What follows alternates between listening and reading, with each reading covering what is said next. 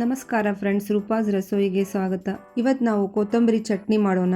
ಒಂದು ಪ್ಯಾನ್ಗೆ 2 table spoon ಎಣ್ಣೆ ಹಾಕಿ, 2 ಟೇಬಲ್ ಸ್ಪೂನ್ ಕಡಲೆಬೇಳೆ, 2 ಟೇಬಲ್ ಸ್ಪೂನ್ ಉದ್ದಿನಬೇಳೆ, ಅರ್ಧ ಚಮಚ ಮೆಂತೆಕಾಳು, 2 ಚಮಚ ಜೀರಿಗೆ, 1 ಚಮಚ ಸಾಸಿವೆ ಹಾಕಿ 1 ನಿಮಿಷ ಇದನ್ನು ಹುರಿದುಕೊಳ್ಳಿ.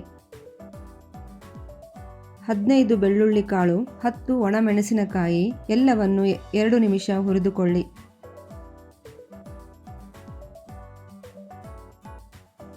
ತಣ್ಣಗಾದ ನಂತರ ಮಿಕ್ಸಿ ಮಾಡಿಕೊಳ್ಳಿ.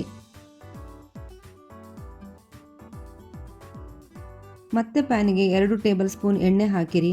ಒಂದು ದೊಡ್ಡ ಕಟ್ಟು ಕೊತ್ತಂಬರಿಯನ್ನು ಹಾಕಿ ಚೆನ್ನಾಗಿ ಹುರಿದುಕೊಳ್ಳಿರಿ.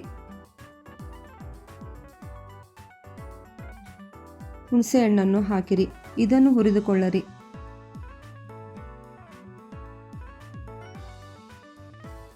ತಣ್ಣಗಾದ ಮೇಲೆ ಇದನ್ನು ಮಿಕ್ಸಿಗೆ ಹಾಕಿ 1 ಟೇಬಲ್ ಸ್ಪೂನ್ ಉಪ್ಪು ಹಾಕಿ ಎಲ್ಲವನ್ನು ಮಿಕ್ಸಿ ಮಾಡಿಕೊಳ್ಳಿರಿ.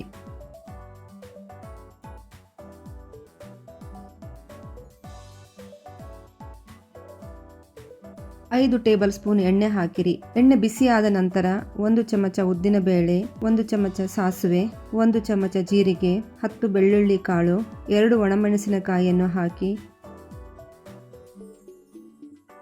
ಮಿಕ್ಸಿ ಮಾಡಿದ ಕೊತ್ತಂಬರಿ ಚಟ್ನಿಯನ್ನು ಹಾಕಿ ಮಿಕ್ಸ್ ಮಾಡಿಕೊಳ್ಳಿರಿ. 2 ನಿಮಿಷ ಎಣ್ಣೆಯಲ್ಲಿ ಇದನ್ನು ಚೆನ್ನಾಗಿ ಮಿಕ್ಸ್ ಮಾಡಿಕೊಳ್ಳಿರಿ. ಕೊತ್ತಂಬರಿ ಚಟ್ನಿ ತಯಾರಾಗಿದೆ. ಬಿಸಿ ಬಿಸಿ ಅನ್ನಕ್ಕೆ ಇದು ತುಂಬಾ ಟೇಸ್ಟಿ ಆಗಿರುತ್ತದೆ. ಮನೆಯಲ್ಲಿ ಒಮ್ಮೆ ಇದನ್ನು ಟ್ರೈ ಮಾಡಿ ಫ್ರೆಂಡ್ಸ್. ವಿಡಿಯೋವನ್ನು ನೋಡಿದ್ದಕ್ಕಾಗಿ ಧನ್ಯವಾದಗಳು.